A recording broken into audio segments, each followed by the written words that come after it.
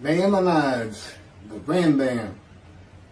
Moses Maimonides, this is in parentheses, Moses Ben Maimon,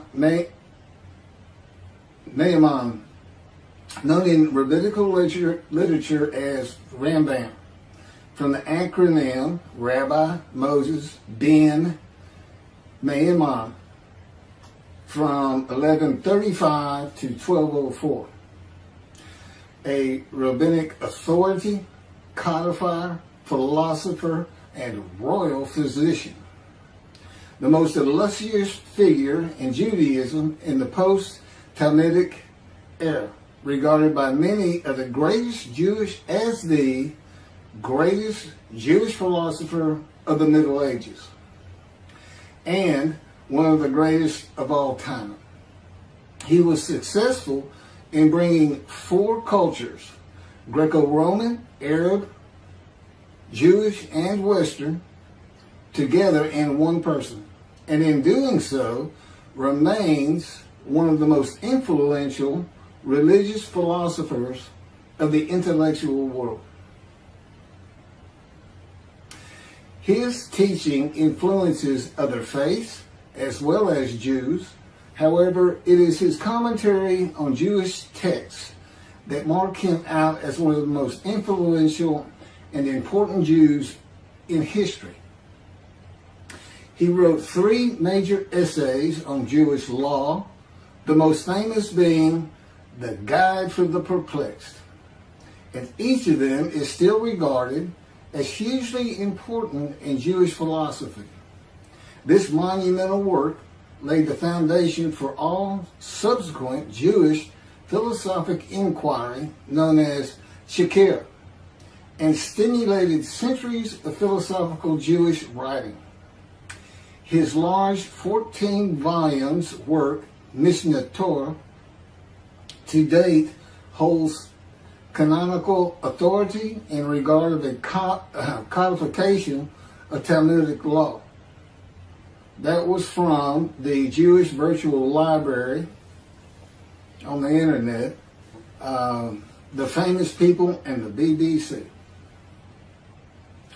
Rambam says in chapter 12, paragraph 2 of the laws concerning King Moshiach, our sages taught there will be no difference between the current age and the era of Moshiach, except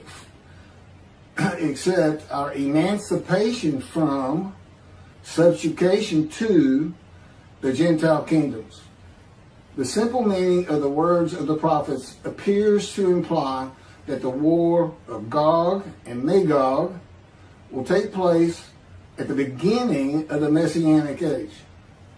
Before the war of Gog and Magog, a prophet will arise to rectify Israel's conduct and prepare their hearts for the redemption, as it is written.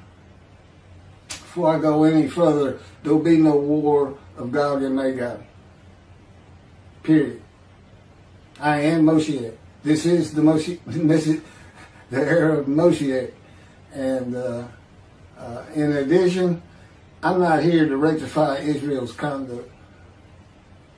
And I would like to think I'm preparing their hearts for the redemption, because it is here.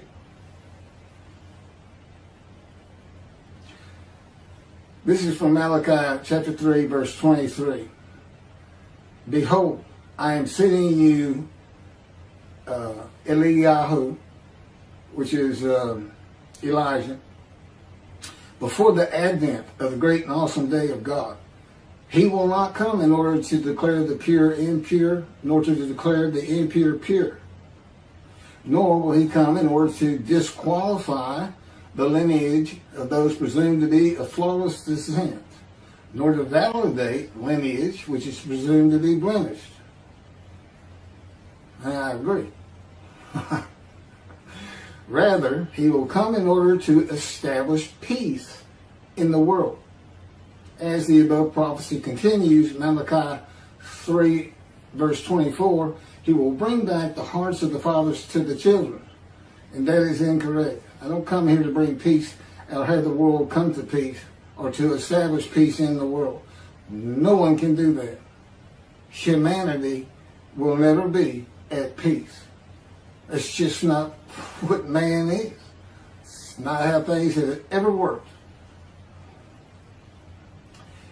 Elijah does not come to establish peace in the world. And again, God dictated this to me. I didn't come up with all this on my own.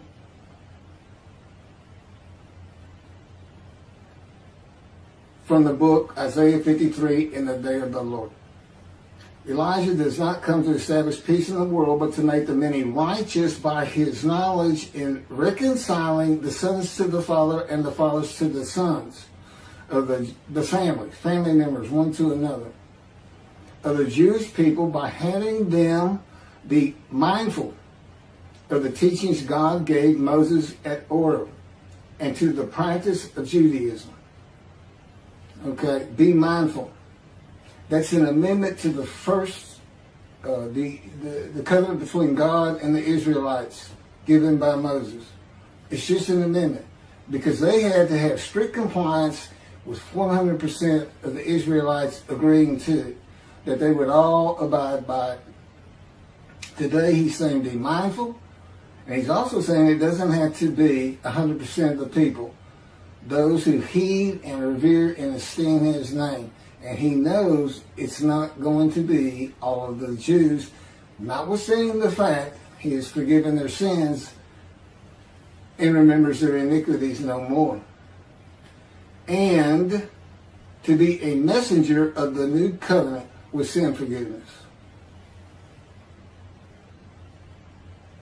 That's why it's new. There's an amendment to it, and in addition to it is sin forgiveness. That's the only difference. I will be your God and you will be my people. That's the covenant.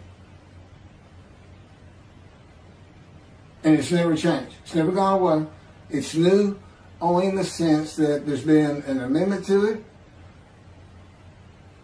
and in addition to it, and it's a ratification and confirmation of the covenant at Mount Sinai, or Rambam and the sages say in chapter 12, paragraph 3 of the laws concerning King Moshiach. God makes it real clear. He calls Moshiach, my servant David, a shepherd. He's a teacher. There's been no rabbinic kingdom dynasty that Rambam thinks is coming. And that's all you have. Now, there is a slight reference to king and prince throughout the covenant of friendship. That just means leader in this context. He's a ruler amongst the people, not a ruler over the people. This is just Rambam's rendition of what a rabbinic kingdom would be, but it's not in the Hebrew Bible. During the era of the King Moshiach, once his kingdom has been established and all of Israel has gathered around him, the entire nation's line of descent will be established on the basis of his words, through the prophetic spirit which will rest upon him. In the Middle Ages and in antiquity, they believed in prophetic spirits. This will not happen. I do not have a prophetic spirit. The Spirit of God alighted upon me, but he's a person that he helps me. He'll tell me things and teach me things. But there's no such, there's by and large, nobody believes in that kind of thing anymore. That somebody can just prophesy. God prophesied. He has absolute knowledge of humanity from Adam on to the ends of the earth. Okay, now he can tell a man, write this down, or go tell the people this. But that's just coming from him by knowledge. No man gets a spirit upon him and all of a sudden he can prophesy.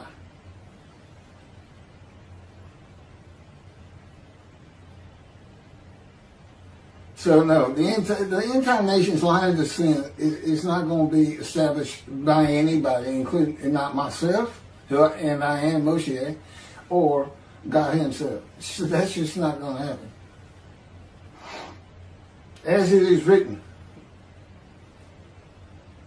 he shall sit as a refiner and purifier. He will purify the lineage of the Levites first, stating that this one is a priest, a defined lineage. And this one is a Levite, a defined lineage. Rambam basis for this belief is a verse in the book of Ezra, chapter 2, verse 63. The governor said to them, they shall not eat of the most holy things until a priest arises who will wear the yom and the tamim. From this verse, one can infer that the genealogy of those presumed to be of unquestioned priestly and Levitical lineage will be traced by means of the prophetic spirit, and those found to be of such lineage will be made known. He will define the lineage of the Israelites according to their tribe alone, i.e., he will make known each person's tribal origin, stating that this one is from this tribe and this is from another tribe. It's not going to happen.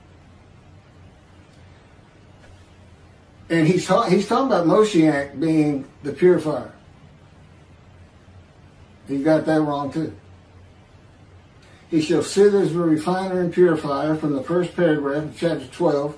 Paragraph 3 is not Moshiach. God purifies and refines. And he comes with Elijah and the angel of the covenant that you desire. Rambam says the prophetic spirit will rest upon the anointed one. The prophecy of the Hebrew Bible, the prophecies of God.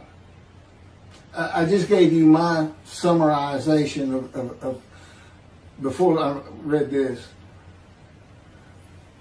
of what I'm about to reread. The difference is, this sounds better, and this is what God dictated.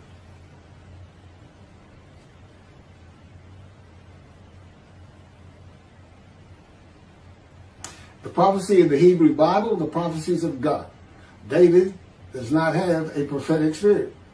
While prophetic spirits were a common belief in the ancient age and Middle Ages, that is not true for the age of reasoning and information. Isaiah chapter 11 verse 2 defines the attributes of the spirit that alights upon the anointed one as a spirit of wisdom and insight, a spirit of counsel and valor, a spirit of devotion and reverence for the Lord. There is nothing regarding a prophetic spirit. And even that, it's just what the Spirit of God lit upon me, and he has all these attributes, and they teach me, and they tell me as I speak to people how to do and how to be. But a spirit didn't just alight upon me in and of itself. And within God's spirit is God himself, his very presence, his mind. You know, it's a hard concept because Judaism's never taught it, but it's in Ezekiel. I don't recall the chapter and verse, but God told Ezekiel, get up upon your feet. Ezekiel says, at that very moment, a spirit entered into me, and I could hear God's words. Couldn't hear God's words until the spirit entered into him. Why? They had to be inside you. They had to be inside you. It's speaking to your mind.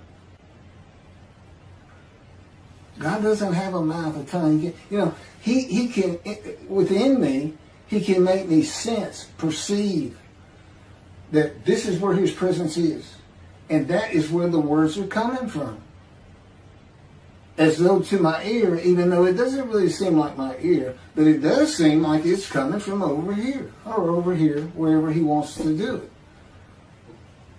Spirit enters into you, and God is in his spirit. And this is Malachi chapter 3, verse 2 through 5.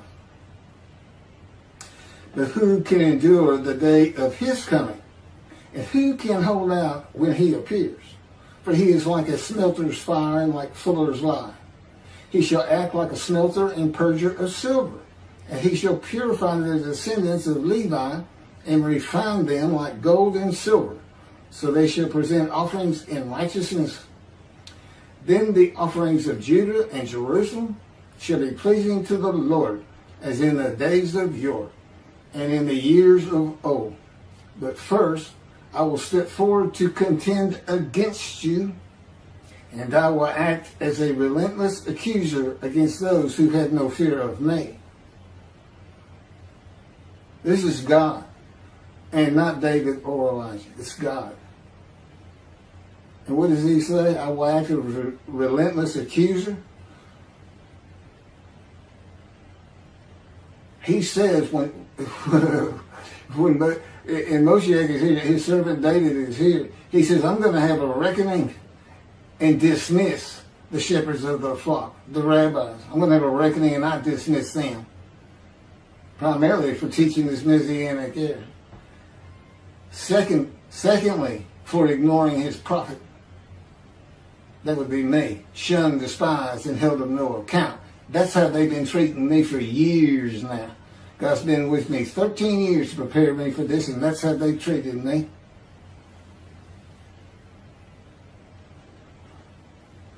In Hebrew writing, it is common to express the same idea twice. Okay, God's telling me to move on. I don't need to hear that. It just had to do with smelting and this and that. In Malachi 1 and 2, the priesthood has been defiled. They offered polluted offerings. They had turned from God, refused to listen to him, and they profaned God's covenant.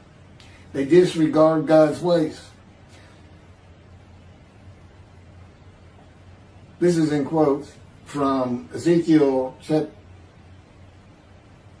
Well, it's in quotes anyway. Those who have no fear of me would be the priestly tribe of the Levites, and not pertaining to genealogy or tribal lineage, but to Ezekiel 34.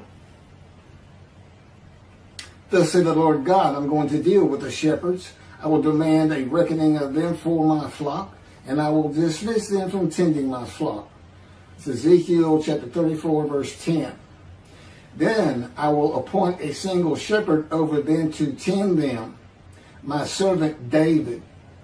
Again, that's Moshiach. He shall tend them. He shall be a shepherd to them.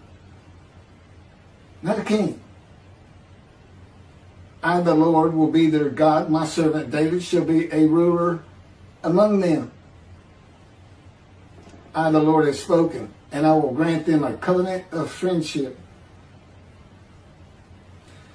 Malachi chapter 3, verse 3 says that he shall purify the descendants of Levi and refine them like gold or silver, so that they shall present offerings in righteousness. This would be those rabbis who accept the words of the prophets of God as interpreted in this day of reasoning and information, and not as interpreted in the ancient age and middle age.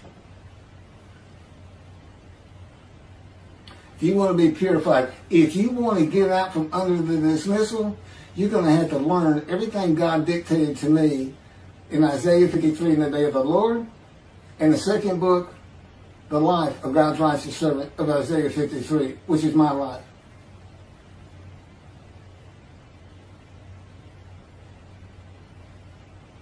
That'll purify you. That'll get you back on the scroll of remembrance so you can see the heaven God is creating. The name Israel shall endure. The era of redemption, restoration, and exaltation versus the day of the Lord as found in the book. Rambam and the sages interpreted it as a prophecy that Moshiach, with a prophetic spirit, will determine the lineage of the priests and Levites from a verse in the book of Ezra. I've covered this. Anyway, the governor said to them, they shall not eat of the most holy things until a priest arrives who will wear the Urim and Thummim. This has nothing to do with genealogy of Levites today or purification and refining, or a prophetic spirit on Moshiach. This is not a prophecy of a high priest arising. And it is not Moshiach, but an answer to those that could not prove they were Levites when the verse is put into its proper context. This is Ezra chapter 2, verses 61 through 63.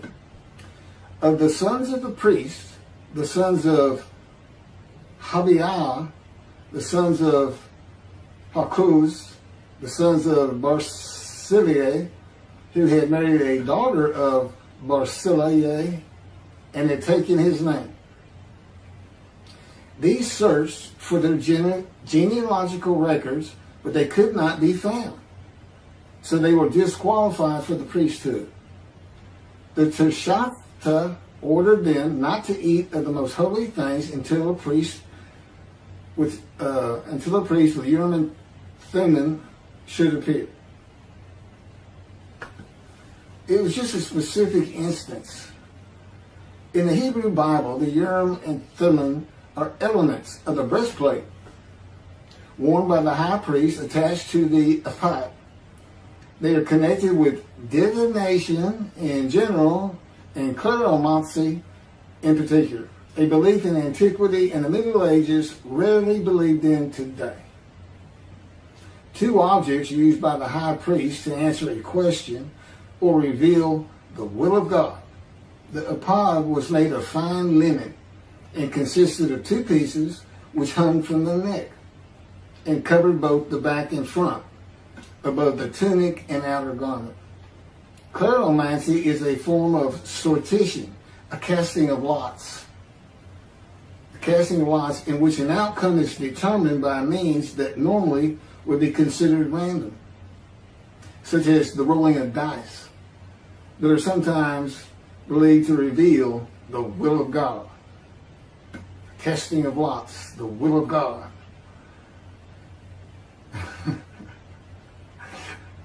This is not believed in today. Ezra is not a book of the prophets. Teshachta was not a prophet and did not speak the words of God. Few people believe in divination and cleromancy today, matters and things of the Hebrew Bible written for an era gone by. In summation, as great as this man was, and we're talking about the year 1200 or so when he died, born in the 1100s, he was an incredible man. There's no doubt about it. But he didn't have the science, the medicine, the knowledge, the information, the ability to get information that we have today. It's a different time. We just don't believe in some of these things they believed in. You can't just say our sages say. Now, Rambam also, I can't believe it's not in here. He said Moshiach is going to perfect the world, and the entire world is going to speak Hebrew. Okay? And he gets that from Zephaniah chapter 9, verse 10. God says, and I think most people have heard this phrase, they shall be a people of a pure speech. He takes that to be the people of the world. Well, the only problem is that, read verse 9. In verse 9, God talks about his anger against the world and how he was actually terminated with fire. He's not talking about them. He's just talking about his people. The peoples are the Jewish people. And guess what? Today they are a people of pure speech in Israel. See, the only time an ancient language has been revived in the modern times, and that's Hebrew. That's their official language, along with Arabic in Israel. So it was a true prophecy of God. They should be a people pure speech, but he's only talking about the Jewish people. When he says the peoples, he's talking about his people. If he's talking about the people of the world, you know what he's going to say? The people of the world. His people. The Jews. Okay, well that's all I have on Rambam. Again, I'm surprised I don't have that. Thank you very much for listening.